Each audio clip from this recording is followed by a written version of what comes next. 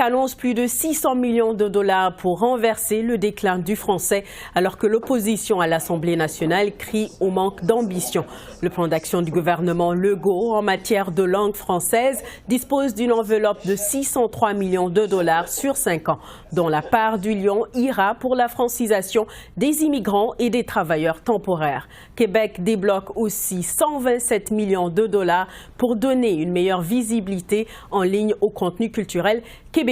Voici le ministre de la Culture et des Communications du Québec, Mathieu Lacombe, lors de l'annonce dimanche. Mais on doit améliorer les conditions de production et de rayonnement des œuvres audiovisuelles québécoises pour que ces œuvres-là soient consommées par les Québécois, pour qu'elles rayonnent. Il faut les produire d'abord, puis il faut les produire avec des moyens qui sont plus importants parce qu'on est en compétition avec des produits culturels de partout sur la planète. La conception de nouveaux outils qui vont favoriser l'accessibilité, la diversité et la découvrabilité des contenus francophones, plus particulièrement sur les plateformes en ligne.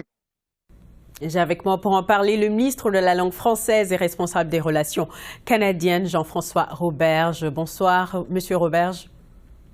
Bonsoir, Mme Issa. Votre gouvernement va investir plus de 600 millions de dollars pour inverser le déclin du français, un parti pour forcer les géants du web à prioriser les contenus en français, ce qui, on le sait, est de compétence fédérale. Comment vous allez vous y prendre concrètement? C'est une très bonne question. D'abord, il n'y a pas que ça dans notre plan. Il y a 603 millions de dollars d'investissement, notamment pour franciser des gens. Mais effectivement, oui, on touche la question de la découvrabilité. On s'inspire de ce qui se passe notamment en Europe. C'est mon collègue Mathieu Lacombe, le ministre de la Culture, qui pilote ce dossier. Il faut voir que la culture, c'est une compétence quand même qui est québécoise. Maintenant, je comprends que il y a des infrastructures de télécommunications sont de compétences fédérales, mais pour être bien certain de notre coup, on a consulté des experts pour voir dans quelle mesure on pouvait bouger et ils nous ont confirmé que c'est possible pour le Québec de légiférer dans cette matière. Alors, la semaine dernière, on a entendu la ministre du Patrimoine, Pascale Saint-Onge, dire en entrevue sur les ondes de Radio-Canada qu'elle laissait la question de la découvrabilité dans la cour du CRTC. Vous avez eu des discussions avec la ministre à ce sujet? Pas personnellement, parce que c'est pas mon dossier directement de la culture. Je suis ministre de la langue française. On a travaillé vraiment en équipe. Il faut savoir que notre démarche est sérieuse, est exhaustive. On a commencé à travailler au tout début de l'année 2023. 6 ministres, moi-même à la langue française, mais aussi éducation, enseignement supérieur, culture, immigration, relations internationales, francophonie internationale. On est allé voir ce qui se passe partout sur la planète parce qu'on voit que la culture maintenant est beaucoup communiquée sur les plateformes de diffusion continue. Oui. On pense à Netflix, mais on pourrait penser à d'autres plateformes vidéo. On pense à Spotify, on pourrait penser à d'autres plateformes aussi de diffusion musicale. Et il y a des solutions. Mon collègue Mathieu Lacombe, ministre de la Culture, a créé un groupe d'experts.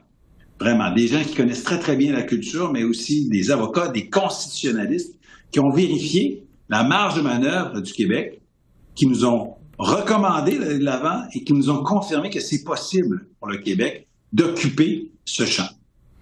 On a vu la réaction des géants du web sur les projets de loi C11 et C18. Pourquoi vous croyez que forcer ces compagnies à changer leur façon de faire va être fait différemment au Québec? Bien, c'est pas exactement la même chose que ce qu'on fait et ça a déjà fonctionné en Europe. Comme j'ai dit tout à l'heure, avec ma collègue Martine Biron, aussi notre ministre des Relations internationales et de la francophonie internationale, nous sommes allés en Europe. Nous avons regardé ce qu'ils ont fait. Il y a donc une législation européenne, il y a aussi des législations pays par pays pour que chaque pays soit capable d'exister sur les plateformes numériques et de défendre la diversité linguistique. Vous savez, oui, on fait la promotion de la langue française, c'est évident, mais on fait aussi la promotion de la diversité linguistique. Il n'y a pas que le français là, qui est menacé par le rouleau compresseur de la culture américaine.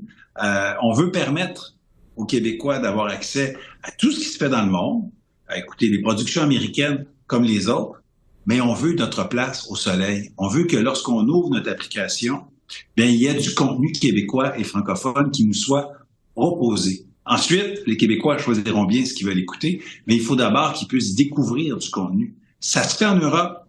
Il n'y a pas de raison que ça ne se fasse pas au Québec. Parlons davantage de cette annonce d'hier. 320 millions de dollars vont être utilisés pour la francisation des immigrants et des travailleurs étrangers. L'un des gros freins en ce moment en francisation, c'est la pénurie de personnel enseignant. On le sait. Comment allez-vous chercher autant d'enseignants en francisation? Est-ce que vous allez prendre des ressources du système scolaire? Non, on va pas voler des ressources à l'intérieur du réseau. Francisation Québec, ça relève de ma collègue Christine Fréchette, qui gère le réseau de l'immigration ici. On a créé Francisation Québec il n'y a même pas un an encore. En juin 2023, on a pu franciser en 2023 70 000 personnes. C'est quand même exceptionnel. Mais on veut faire encore plus et mieux. Et donc, ce qu'expliquait ma collègue, c'est qu'elle va multiplier les formules, donc des cours à temps plein ou à temps partiel, en ligne ou à distance, à la maison ou en entreprise. Et avec ces millions supplémentaires, on va être capable de financer toutes ces approches-là. Il y a notre capacité à franciser, mais il y a aussi notre capacité d'accueil. Et là-dessus, on a des conversations avec Ottawa, parce qu'il faut quand même revoir, là, en ce moment, il y a trop de gens qui arrivent, notamment par la voie des demandeurs d'asile. C'est une autre question, mais ça pose quand même des enjeux pour la langue française. Parlons davantage de cette question d'immigration. Vous dites aussi que pour l'immigration économique sur laquelle Québec a le plein contrôle, vous allez exiger que la connaissance du français soit faite en amont de l'arrivée au Québec. Pourquoi ce n'est pas déjà le cas? Mais maintenant, c'est le cas. Écoutez, parce que les gouvernements avant nous n'avaient pas pris cette décision. Ils avaient la marge de manœuvre et ils n'avaient pas utilisé la marge de manœuvre du Québec. Donc, des fois, c'est particulier de voir des oppositions qui disent qu'on ne va pas assez loin alors que nous allons beaucoup plus loin qu'eux, notamment le Parti québécois qui dit qu'on ne va pas assez loin alors que quand il gérait l'État québécois, il n'a jamais imposé la connaissance du français pour les immigrants économiques. Il n'a jamais non plus imposé la connaissance du français pour le renouvellement de permis des temporaires. Nous sommes ceux qui sommes allés le plus loin. Puis hier, avec ce plan qui dit « l'avenir s'écrit en français », bien, on vient de poser un geste fondamental qui va avoir une portée sur des années, voire même des décennies. Ce plan est sur 5 ans et vous vous êtes engagé à mettre en place un tableau de bord sur l'état du français au Québec. Comment allez-vous mesurer l'impact de ce plan que vous proposez? Le financement de 603 millions de dollars, c'est un financement sur 5 ans. Mais le plan n'a pas de fin. Les mesures qu'on met en place ne dureront pas seulement 5 ans, elles sont là pour toujours. On va mesurer les impacts et l'efficacité de chacune de nos mesures en créant des indicateurs. Notre partenaire, c'est l'Institut de la statistique du Québec. Donc, à chaque année, le gouvernement, mais aussi tous les Québécois, en toute transparence, auront leur juste sur plusieurs indicateurs, notamment la qualité ou la fréquence d'utilisation du français au travail, ou lorsqu'on magasine dans les commerces de proximité, lorsqu'on magasine sur Internet, si on fait des achats en ligne, aussi la présence du français justement dans notre consommation culturelle.